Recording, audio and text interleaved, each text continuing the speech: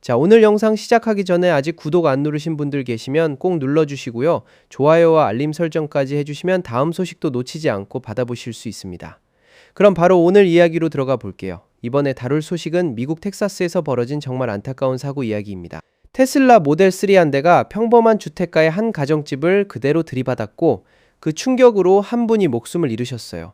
그런데 이 사고가 단순한 교통사고로 끝나지 않는 이유가 있습니다. 바로 운전자가 사고 당시 차량의 운전자 보조 시스템, 그러니까 ADAS가 작동 중이었다고 진술했기 때문이에요.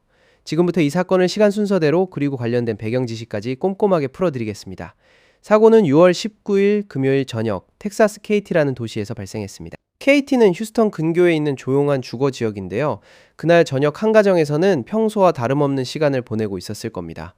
그런데 그 평범한 저녁이 순식간에 악몽으로 바뀌어 버렸어요. 테슬라 모델 3 한 대가 도로를 벗어나 그대로 주택의 거실로 돌진해 들어온 겁니다. 이 충돌로 직접적인 피해를 입으신 분은 76세의 마르타 아빌라 만티아 씨였습니다. 차량이 집 앞쪽 거실 부분을 그대로 뚫고 들어왔고 그 충격으로 냉장고가 거실을 가로질러 밀려나면서 만티아 씨를 벽에 그대로 짓눌렀다고 해요. 이 상황을 전한 사람은 만티아 씨의 딸인 제니퍼 바버 씨인데요. 딸의 입장에서 이 소식을 전해야 했던 그 심정이 어땠을지 짐작조차 하기 어렵습니다. 만티아 씨는 곧바로 인근 병원으로 옮겨졌지만 결국 부상을 이기지 못하고 사망하셨습니다. 사고를 낸 운전자는 44세 남성으로 알려졌고요. 해리스 카운티 보안관보 5구역 소속 경찰들이 현장에 출동했습니다.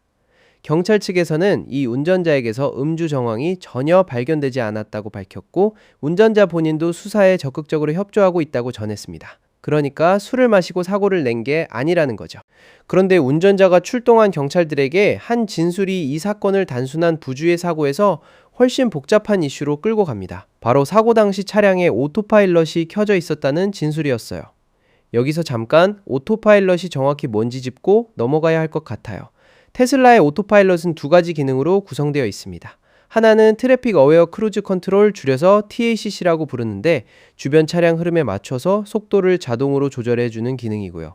다른 하나는 오토 스티어라는 기능인데 차량이 차선 중앙을 유지하도록 도와주는 기능입니다. 그러니까 오토파일럿 자체는 완전한 자율주행이 아니라 어디까지나 운전자를 보조하는 수준의 기술이라는 거죠.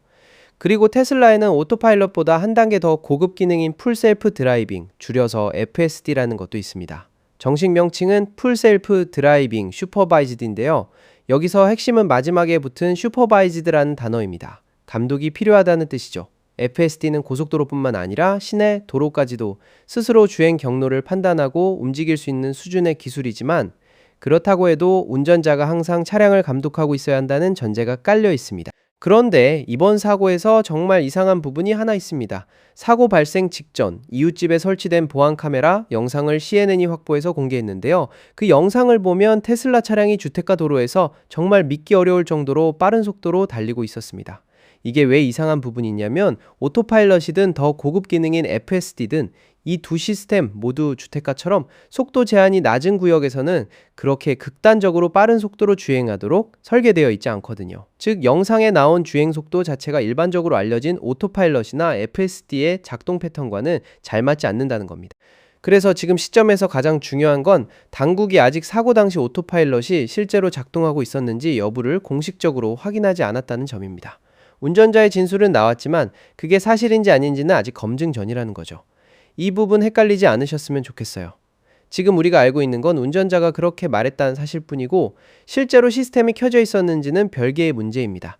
여기서 테슬라가 왜 이렇게 운전자의 감독 의무를 강조하는지에 대한 배경도 한번 짚어볼 필요가 있어요.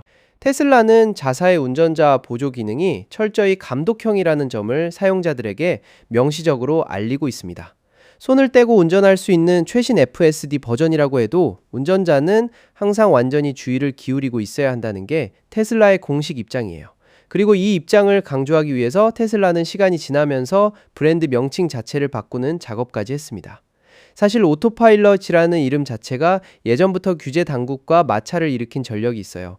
오토파일럿이라는 단어가 주는 인상이 마치 완전 자율주행처럼 들리잖아요.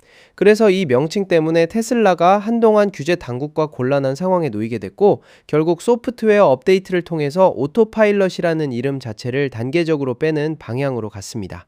더 나아가서 북미 지역에서는 모든 차량에 기본으로 포함되어 있던 베이직 오토파일럿이라는 기능도 아예 없애버렸어요. 그러니까 지금 북미에서 테슬라를 구매하는 소비자들은 선택지가 둘 중 하나입니다. 아무 보조 기능 없이 운전하거나 아니면 돈을 내고 FSD를 구매하거나 이렇게 양극화된 거죠. 자, 이제 조금 다른 측면도 한번 살펴볼게요. 테슬라의 자율주행 관련 소프트웨어가 그동안 공식 평가에서는 꽤 좋은 성적을 받아왔다는 점도 사실입니다. 실제로 테슬라 모델 Y는 최근 NHTSA 미국 도로교통안전국이 새롭게 도입한 운전자 보조 시스템 안전성 테스트를 통과한 첫 번째 차량이 되기도 했어요. 이게 꽤 의미 있는 기록이거든요. 새로 만들어진 기준에서 첫 통과 사례라는 거니까요. 그리고 실제 도로 위에서 수집된 데이터를 보면 FSD가 사고를 사전에 예측하고 방지하는데 효과적이라는 평가를 받는 경우도 많다고 합니다. 테슬라 측 주장에 따르면 FSD는 큰 사고가 한번 발생하기까지 평균적으로 약 550만 마일을 주행한다고 해요.